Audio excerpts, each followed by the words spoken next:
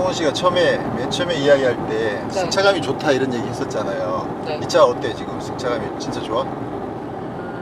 네, 괜찮은 것 같아요. 너무 네. 너무 막 부드럽지도 않고 너무 딱딱하지도 않고 적당히 적당한 것 같아요. 너무 말랑하지도 않고 그렇죠. 네. 그 푸조가 특히 사실 이제 푸조라기보다는 전통적으로 프랑스 차들이 네. 푸조, 시트로엥 또 르노까지 이상하게 프랑스 차들을 타보면 이 서스펜션 세팅을 좀 되게 절묘하게 한다는 그런 느낌을 많이 받게 되거든요. 그게 뭐냐면 이게 잔진동 같은 게 있는 구간들을 지나갈 때는 은근히 승차감이 되게 부드러워요. 네. 승차감이 굉장히 좋은데 근데 또 이렇게 코너링 같은 걸 해보면 출렁거리는 느낌이 또 없어. 이건 뭐지? 이런 느낌이 드는 거지.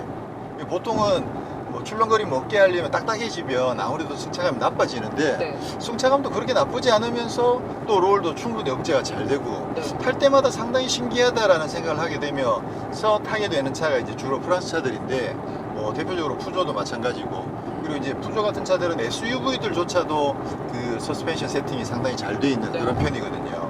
근데 지금 뭐 르노의 르노 삼성에서 팔고 있는 QM3 같은 경우에는 살짝 하드한 느낌으로 좀 세팅이 되어 있는 편이고 아무래도 차가 좀 더 작기도 하고 근데 이 차는 기존의 3008이랑은 조금 다른 느낌이라고 하는데 아무래도 휠베이스가 한 6cm 정도 더 기니까 네. 이 정도 늘어나면 승차감이 많이 좀 부드러워지는 느낌이 많이 나오거든요. 그리고 안정감도 상당히 좋아지고 그래서 지금도 보면 지난번보다 상당히 그 매끄러운 느낌이 상당히 많이 살아 있으면서 그러면서도 또 안정감 면에서는 크게 많이 출렁거리지 않고 그죠? 해도 분명히 롤이 있긴 있는데 근데 허둥대는 느낌은 별로 없는 거지. 그래서 여전히 참 그 프랑스 차 특히 푸조 이런 차들의 하체 세팅은 참 놀랍다라는 생각이 들고 전반적으로는 좀 굳이 승차감에서 따지면 살짝 좀 딱딱하다고 느낄 가능성이 좀 더 있다고 봐요. 아무래도 안락하다 보다는 살짝 단단하다는 느낌이 조금은 더 들게 되는데 그럼에도 불구하고 안락하면서도 크게 무리가 없을 네. 정도로 저도 단단한 거 안 좋아하는데 이 정도면 괜찮겠다. 그렇죠. 싶어요. 상당히 그 균형 감각을 잘 맞춰가지고 세팅을 잘 해놨다 이런 생각이 드는 거죠. 근데 제한표 보니까 토션 빔이라는 서스펜션이 쓰였던데 네. 뭔가요? 많이 들어보긴 한 것 같은데. 그거 내가 지적해 준 거 아닌데 그게 어떻게 눈에 딱 들어왔어요? 네네네.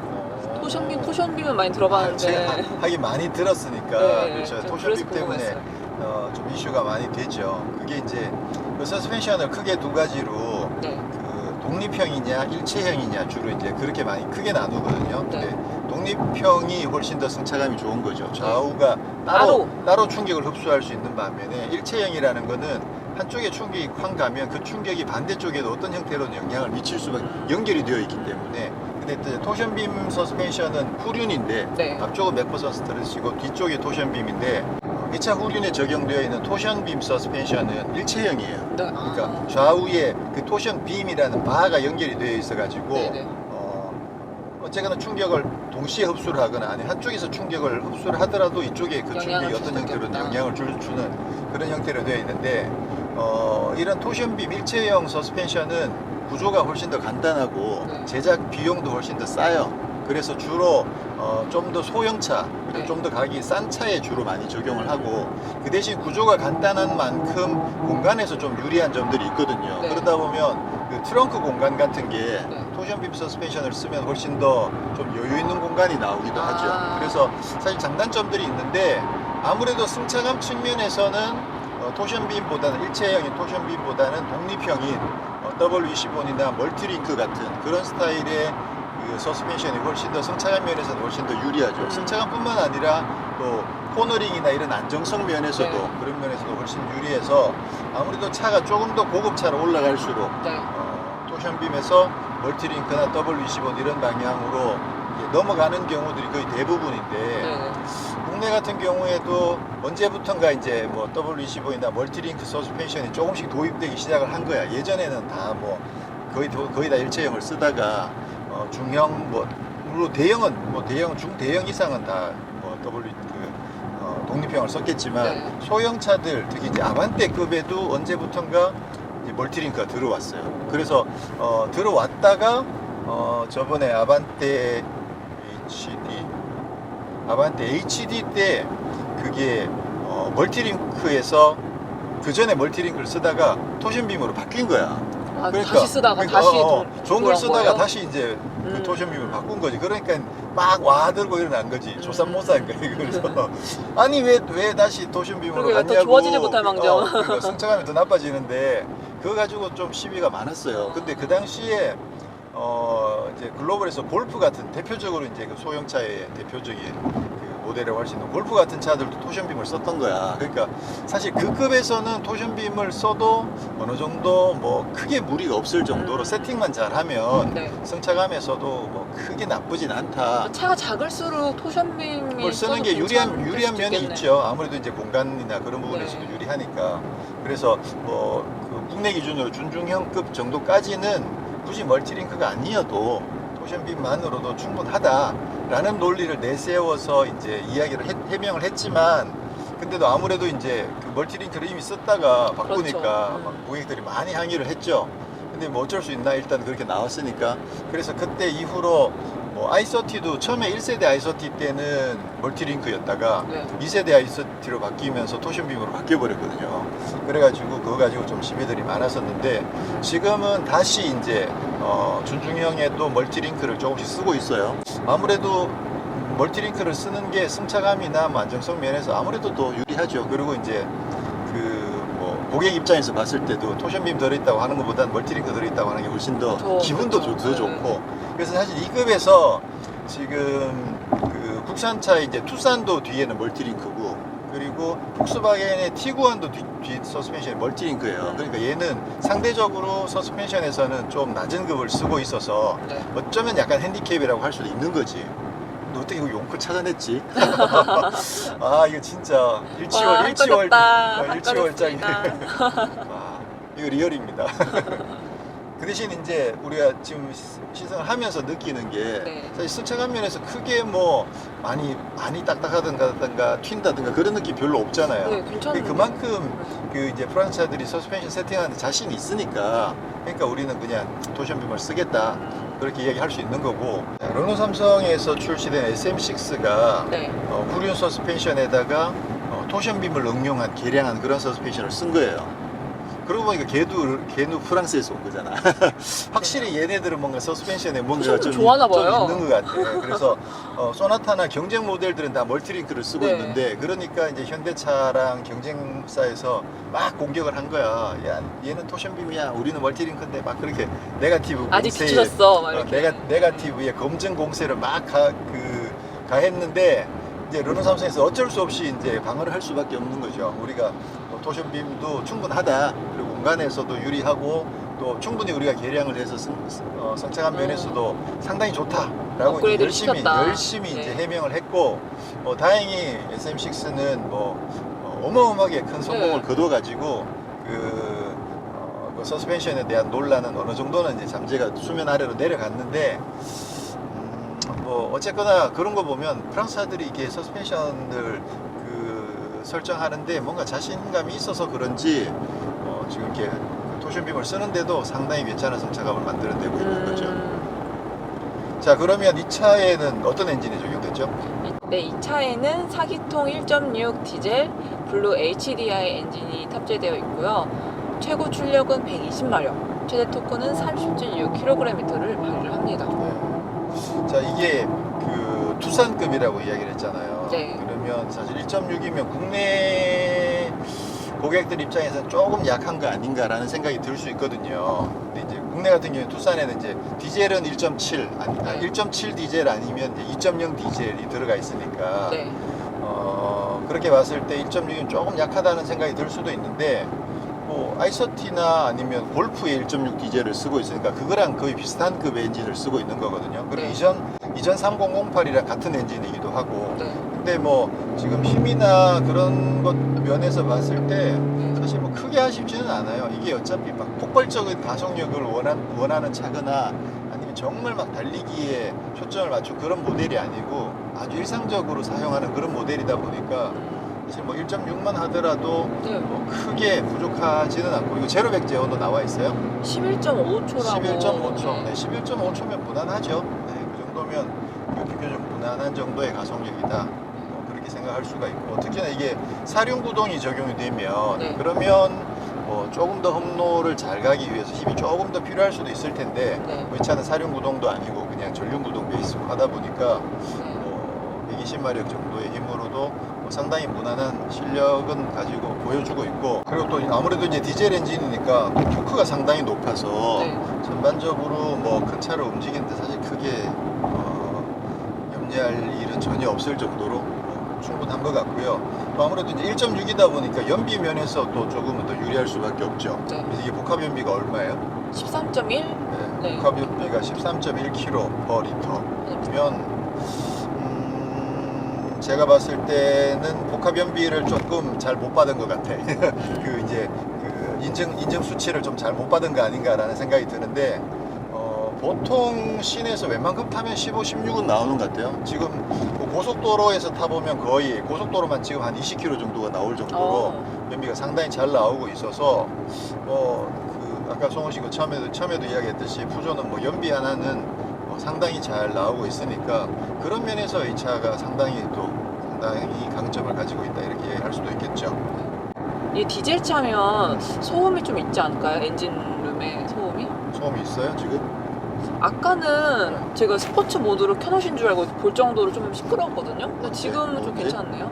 아까 고속도로 달릴 때. 가속할 때? 네. 아무래도 이렇게 가속할 때는 이거요. 그렇지. 가속할 때. 가속할 때는 아무래도 이제 소음이 좀 있는 편이고, 네. 그리고 보통 뭐 100km, 80km 이렇게 정속 주행할 때는 사실 소음 거의 없죠. 진동도 거의 없는 편이고, 특히나 푸조 같은 경우에는 디젤 엔진을 워낙 오랫동안 잘 만들어 왔기 때문에 네.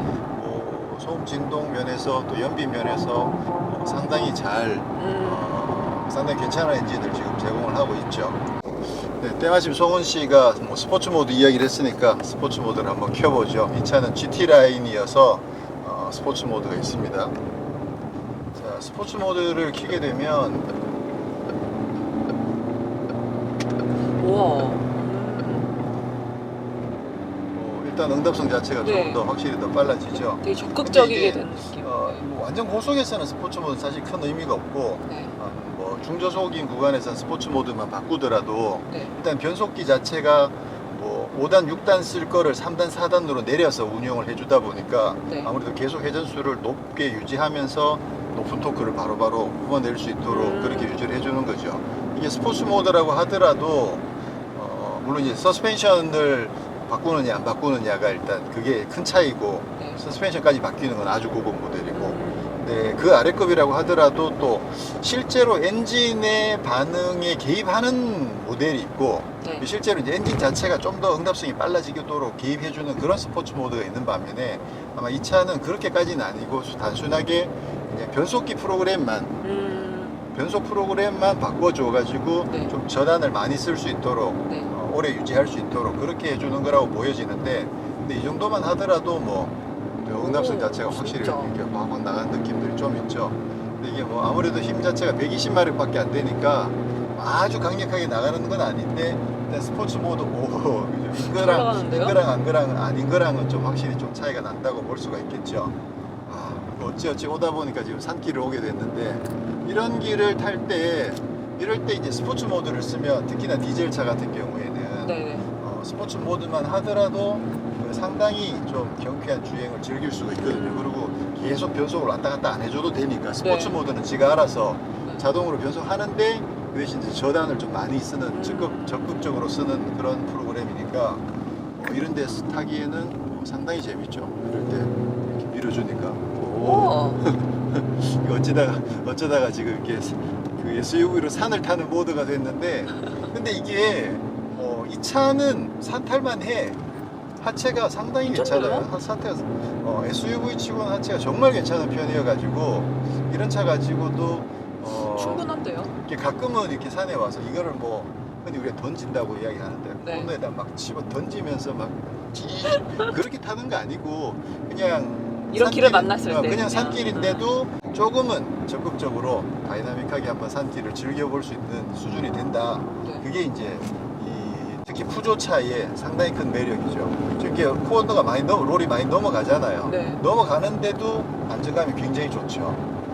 정도면 뭐 상당히 안정감이 좋다고 볼 수 있죠. 그러면 시프트 패들도 있으니까 패들까지 한번 써서 달려보면 이 수동 모드를 눌러야 되는군요. 이 상태에서는 안 돼요. 먹질 않는군요. 아니다, 먹는다. 먹는구나. 오케이. 이 상태에서도 먹긴 먹네요. 그렇죠. 상태에서도. 근데 이게 워낙 이미 기어가 스포츠 모드여서 기어가 이미 많이 내려가 있는 상태라서 큰 차이가 없는 거죠. 네. 이미 3단으로 내려와 있었기 때문에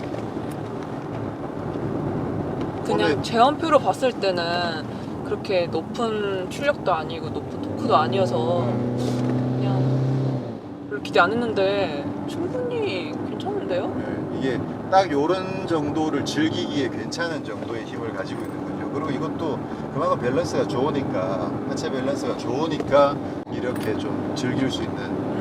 그러니까 이런 산길 타는데 이걸 만약에 400마력 스포츠카로 타려면 그거는 완전 초긴장을 해서 타야 되는 거고, 근데 이런 정도의 차면 그냥 여유를 가지고 즐기면서 그냥 산길을 이렇게 좀 신나게 룰루랄라 이렇게 달릴 수 있는 그런 정도의 힘으로는 딱 적당하고 좋죠. 이렇게 봐봐. 그죠? 와, 밀어주는 거 이렇게. 와. 재밌잖아, 이런 게. 네. 이런 게 재밌어요. 자, 역시 수동 모드로 바꾸더라도 마찬가지예요. 수동 모드로 바꾸더라도 이게 회전수의 폭 자체가 높지 않기 때문에 뭐 지금 이게 만약에 뭐 여기서 2단으로 내려가서 막 6,000, 7,000 rpm 쓰고 3단에서 6,700 rpm 쓰고 하면 재밌는데 한 4,500 rpm 되면 끽 끝나버리기 때문에 디젤 차들에서 수동 모드는 그다지 재밌지는 않아요. 근데 이제 나름 또 필요할 때가 있겠죠. 어떤 그 수동 모드가 필요한 상황이 있긴 있겠지만 흔히 이제 그 시프트 패드를 써서 와인딩을 달릴 때는 디젤 차와는 궁합이 그다지 좋은 편은 아니라는 얘기로 디젤 차는 스포츠 모드만 있어도 충분히 재밌다. 자, 여기 이제 그 그립 컨트롤이 있는데 이거를 써볼 기회가 여전히 안 생기네요. 안 생겨요. 몸이 왔는데 안 생겨요. SUV를 타도 안 생겨요. 그러니까 오히려 사륜 구동으로 안 해놓고 그냥 이륜 구동으로 해놓고 그냥 필요할 때만 이 모드를 쓰세요라고 한 거잖아요. 네. 그럼 더 연비나 이런 부분에서 좋아요? 그렇죠. 연비 면에서는 당연히 평상시에 사륜이 아니니까 훨씬 더 유리하죠. 연비 면에서 유리하고 차도 더 가볍고, 왜냐면 사륜이 되려면 그게 기기 장치가 들어가야 되거든. 그러니까 차도 더 가볍고 여러 면에서 일상적인 상황에서는 훨씬 더 유리한 점들이 많은데, 근데 험로에 들어간다든가 아니면 네. 눈길이라든가 그런 상황에서는 아무래도 한계가 있는 거죠. 그리고 이 그립 컨트롤이 있다고 하더라도 이것 가지고는 사륜이랑은 비교할 수 없을 정도로 분명히 한계가 있는 건 사실이죠. 재밌다. 그러니까 괜찮은데? 아니, 요게 딱 재밌다니까. 이 정도. 그러니까 요 인제서킷 같은 데 가서도 막 500마력 이런 거 가지고 타려면 네. 진짜 힘들고 진짜 즐기면서 타긴 조금 아니, 어려운가요? 재밌긴 한데 응. 어차피 그거 500마력 다 못 쓰는 거야. 아. 그럴 바에는 한 250마력 정도 되는 스포츠카 가지고 타면, 그러면 코너를 막 거의 끝까지 엑셀을 밟으면서 막 지지면서 타면 그게 더 실제로 몸으로 느끼는 재미 면에서는 상당히 재밌는 점들이 있어요. 물론 힘이 더 좋으면 그러면 실제로 이제 기록을 계측하고 실제로 드라이빙 실력을 늘리는 데는 당연히 뭐 더 힘이 좋은 차를 타면 좋긴 하겠지만 그냥 즐기기에는 이 정도도 상당히 좋아요. 여기서도 지금 그 차선 이탈 경보를 먹네. 어댑티브 크루즈 컨트롤도 있는 거예요? 아니, 어댑티브 크루즈 컨트롤은 없고 네. 또 차선 유지 기능도 아니고 네. 그 방지, 차선 이탈 방지, 이탈 방지. 이탈 방지만 적용이 되어 있죠.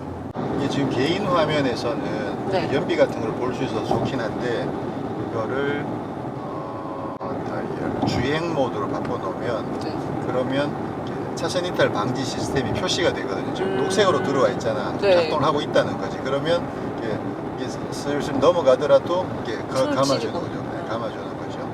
그리고 이쪽에서 우와, 상당히 잘 가고 있다. 이쪽에서도 걸리면 다시 넘어오고. 근데 이거는 저번에 그 이제 크루즈 같은 경우는 계속 왔다 갔다 하면서 손을 안 잡아서도 계속 유지를 해줬었는데 얘는 제어하십시오라고 몇 번 손 안 잡고 있으면 안 잡긴 줘요? 잡긴 잘해줘. 잡긴 잘해주는데 차량을 제어하십시오라고 경고를 보내는 거지. 야 네가 해 이제 귀찮아 이러는 것이. 아, 이 들어가요 불. 이 세틴 소재를 더 이렇게 멋있게 표현해주네요. 색을 바꿔주거나 하는 것 맞아. 같진 않고 그냥 원래 있는데. 무드 등을 켜고 끄고 아. 세팅해서 끌 수 있더라고요 보니까. 근데 이거 자꾸 계기판을 바꿔보고 싶어져 자꾸. 그죠? 뭔가 확 막 변하니까. 바뀌니까. 재밌어. 최소 말고 다이얼. 아무래도 다이얼이 와우. 여기 오 벌써. 멋있다. 올려볼까? 이쪽 바늘이 꽝 올라가잖아. 와, 야, 멋있네. 말고 주행으로 가면 천천히 유지를 잘 해주더라. 그리고 이제 긴급 제동도 있고 띵 이 소리도 괜찮고 그죠? 네. 긴급 제동도 있기 때문에 시속 그 30km인가 이하에서 그러니까 100km로 가다가 갑자기 장애물 한테 꽝 박 그런 거는 안 되고 속도를 충분히 줄인 상태에서는 갑자기 장애물이 나타나면 미처 못하더라도 이제 충분히 차가 제어를 해준다라는 거죠.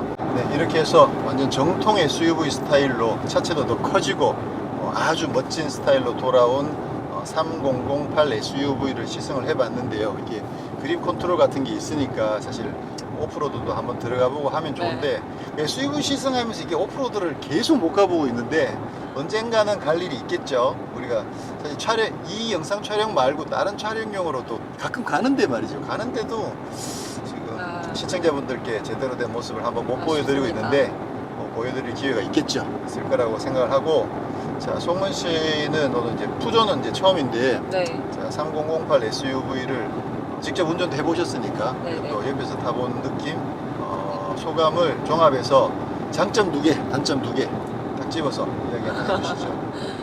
장점이 조금 많긴 해요. 아 그래요? 네. 세 가지 오케이.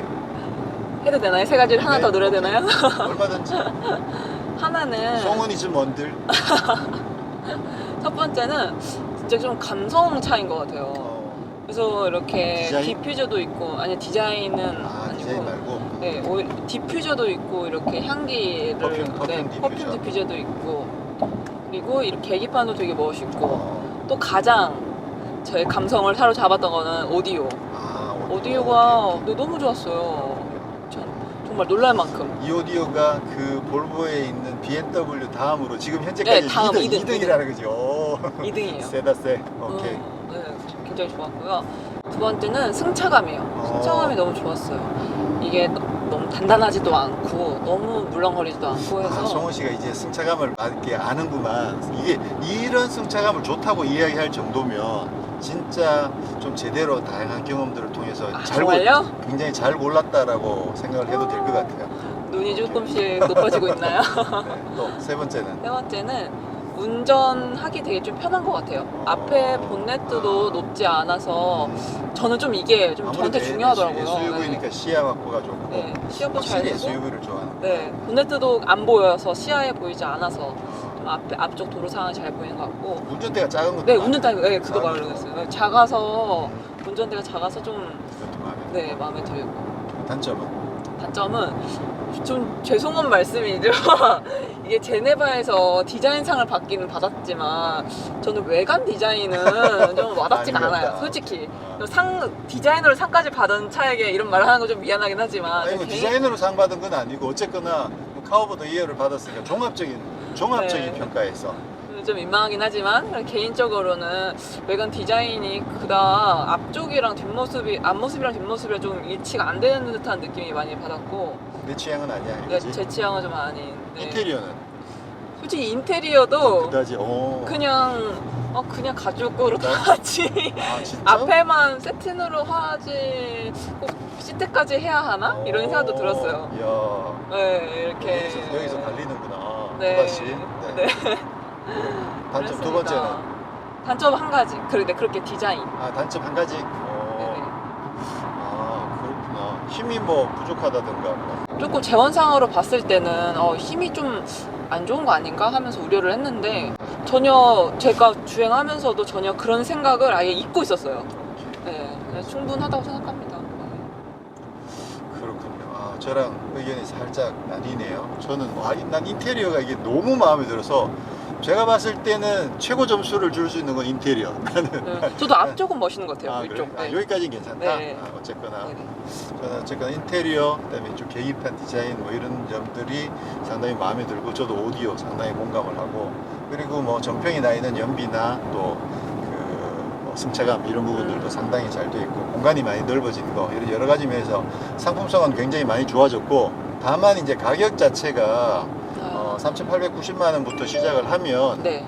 그러면 국내에서는 사실 이제 국산차랑 경쟁하기엔 너무 갭이 커져 버리는 거죠. 경쟁 모델이라고 할 수 있는 차들보다 거의 막 한 1,000만 원 가까이 비싸져 버리니까 그렇게 되면 국산차랑 경쟁하는 건 뭐 거의 불가능이라고 봐야 되고 근데 또 이 차가 가지는 어떤 매력들이 분명히 있으니까 네.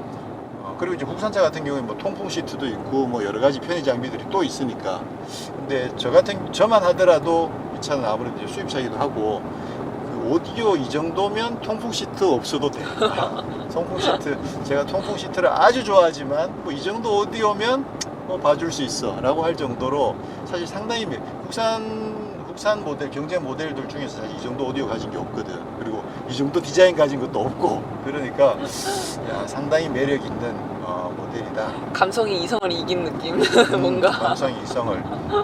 근데 이제 그 경쟁 모델을 수입차로 국한을 하게 되면 그러면 대표적인 경쟁 모델이 이제 티구안이었는데 네. 지금 티구안이 없잖아. 지금 티구안이 그 판매 중지가 돼서 지금 못 팔고 있거든요. 네. 그리고 신형 티구안은 아직 안 들어왔고 절호의 기회인 거야. 지금입니다. 이때 제대로 많이 팔 수 있는데 네. 아쉽게도 글로벌에서 물량이 너무 많이 딸려가지고 글로벌에서 인기가 워낙 높다 보니까 한국에 배정하는 물량 자체가 너무 부족해요. 그래서 지금 고객들이 주문을 하더라도 한참 기다려야 되는 상황이라는 게 그게 이제 한불모터스 입장에서 상당히 좀 아쉬운 점들이라고 할 수가 있겠죠. 그때쯤이면 티구안도 나올 거 아니에요. 그럴 수도 있죠. 아직까지 알 수는 없는데 아직 알 수는 없지만 근데 만약에 티구안이 나오더라도 티구안에는 장담하건대 이런 오디오는 안 달려 있을 거라는 거지. 그리고 승차감도 얘보다는 좀 딱딱해. 티구안은 분명히. 그래서 물론 뭐 티구안은 폭스바겐이기 때문에 이제 티구안 지나간다. 아이고. 호랑이도 지나가서 나타난다니. 그러니까 티구안이 호랑이야 저거. 오. 티구안이 호랑이야. 그래서 좀 뭐 아무래도 티구안이 뭐 워낙 베스트셀러를 차지했었던 모델이고 하니까 강한 모델이긴 하지만 3008 SUV도 나름 상당한 경쟁력을 가지고 있고 또 한번 해볼만 하지 않을까 라는 생각이 드네요. 자, 오늘 시승은 이렇게 마치도록 하겠습니다. 네, 저희는 또 다음에 더 멋진 모델로 찾아뵙도록 하겠습니다. 구독 많이 해주세요. 자동차와 삶을 사랑하는 사람들, 바로 당신이 모터리안입니다.